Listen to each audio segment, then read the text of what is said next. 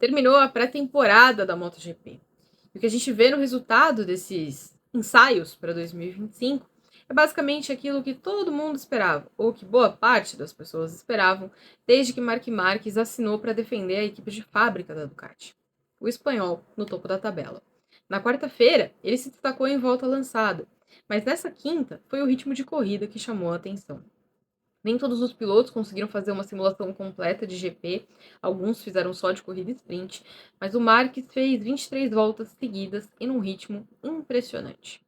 É claro que ele vai para esse campeonato como favorito, não de acordo com ele.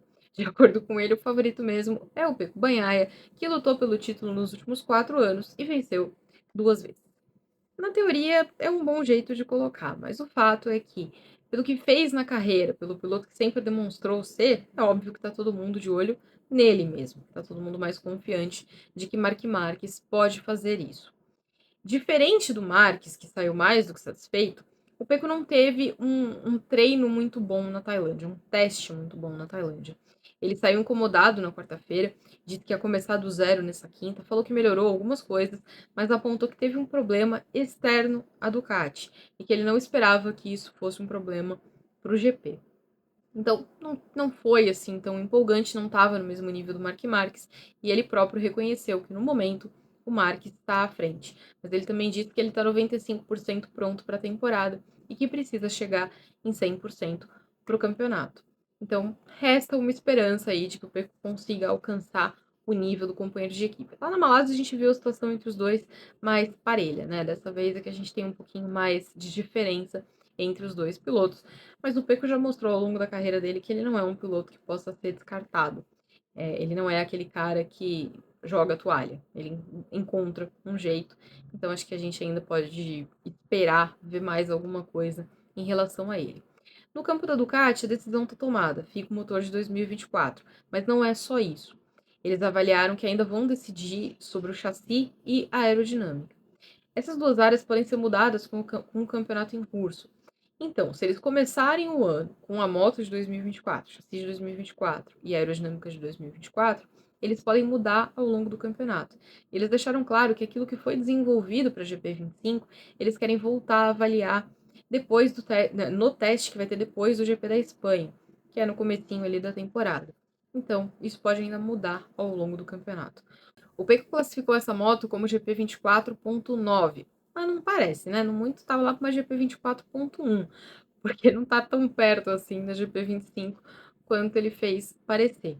Mas ele também admitiu que andou mentindo nos últimos dias, porque ele disse que desde o primeiro teste estava claro mesmo que o motor tinha que ser o de 2024. Como é que não podia dizer a verdade naquele momento?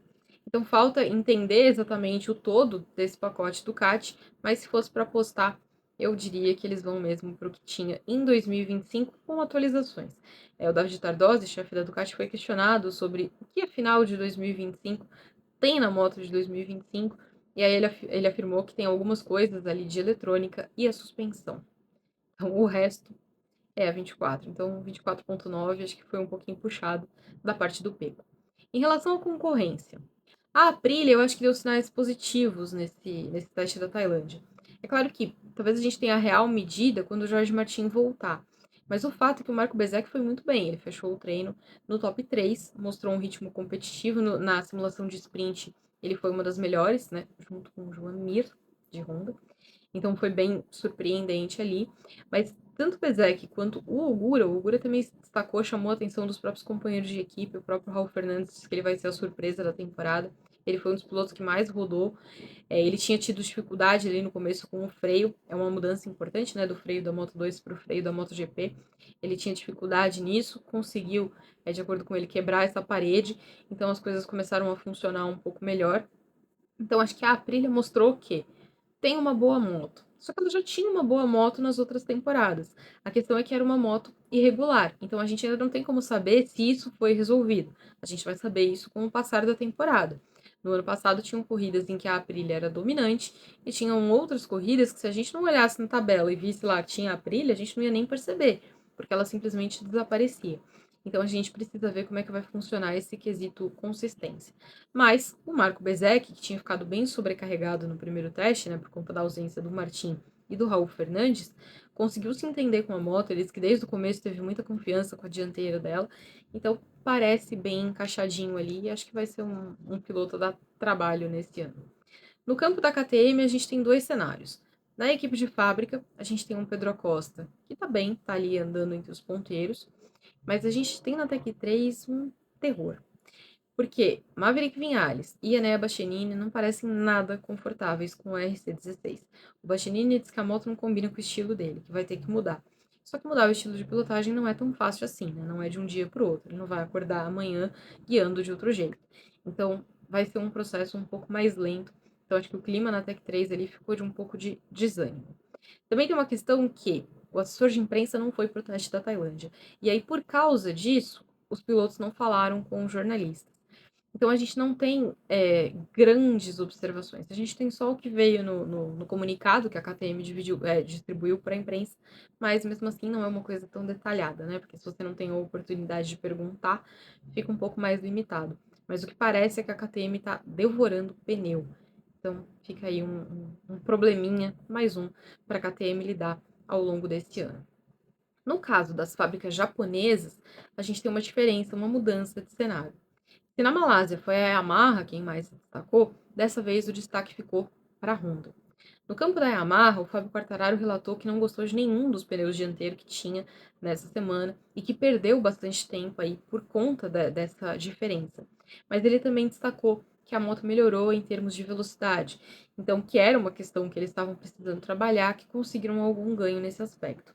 Mesmo assim, o Fábio insiste que não tem meta, não tem alvo, não tem nada para essa temporada. Ele sabe que a moto está melhorando, que eles estão nesse processo e não quer ficar lá excessivamente confiante. Acho que uma coisa que a gente nota nessa pré-temporada é que o Fábio Quartararo tá com o pezinho fincado no chão. Acho que parafusaram ali para não tirar do lugar, porque ele tá tentando manter a cabeça fria, assim. Eu sei o que tá acontecendo, eu sei que tá melhorando, eu vou fazer tudo o que eu puder e vamos ver lá no final do ano onde eu vou terminar.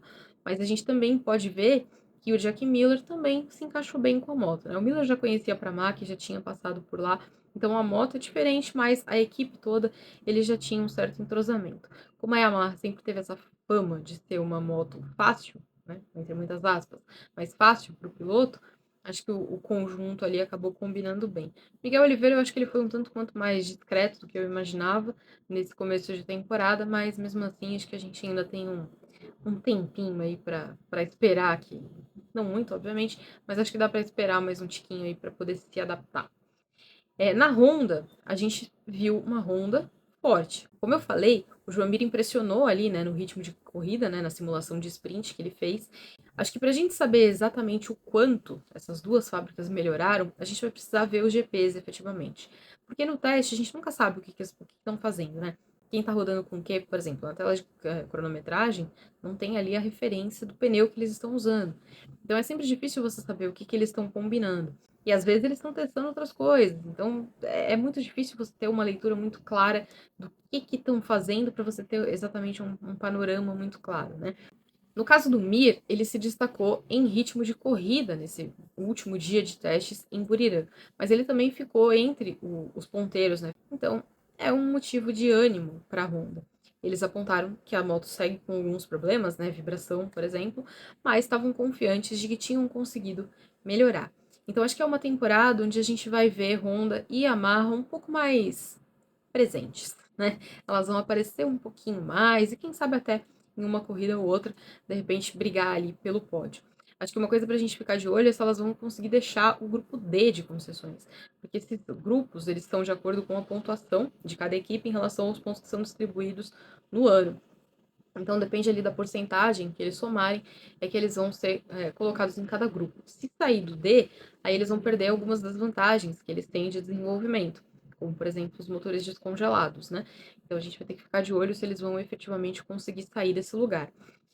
Pode ser um prejuízo, mas também tem que ser o objetivo final de todo mundo, né? Eles não podem querer ficar ali presos no grupo D para aproveitar os benefícios e não ver resultado de nada disso.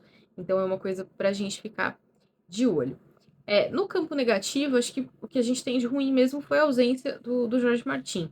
Era um piloto que estava sendo super esperado, porque tá todo mundo querendo ver como ele vai casar com essa moto, como é que vai ser essa defesa de título. E ele ficou fora depois de só 13 voltas no primeiro dia da pré-temporada. Fez cirurgia na mão, tá em recuperação, então a gente espera que ele volte para o primeiro teste, para o primeiro GP da temporada. Mas mesmo assim, como o Máximo Rivola, né, o CEO da Aprilia, tinha apontado, ele não chegou a andar com a moto de 2025. Então ele vai conhecer esse protótipo efetivamente no fim de semana de corrida. E isso é muito mais difícil, porque, por exemplo, o Bezek tinha que se adaptar à moto, mas ele teve vários dias de testes. E os dias de testes, são 5 dias de testes. Tá bom, mas cada um desses dias tem umas 6 horas de pista liberada. Então eles podem fazer 50, 60, 70 voltas. Então eles fazem muita quilometragem. Não dá para fazer a mesma coisa num fim de semana de GP. Para completar, em fim de semana de GP, o número de voltas que eles fazem em teste, eles vão precisar de uns 5, 6. Então é muito tempo. É o que aconteceu com o Morbidelli, por exemplo, no ano passado, quando ele perdeu toda a pré-temporada. Ele chegou quase na metade da temporada para aprender, né, para entender a moto, para dominar ela completamente. Então esse vai ser um complicador para o Jorge Martin. Mas Martin já mostrou que é um piloto talentoso, que é um piloto bastante capaz. Então esperamos que ele consiga reverter esse cenário.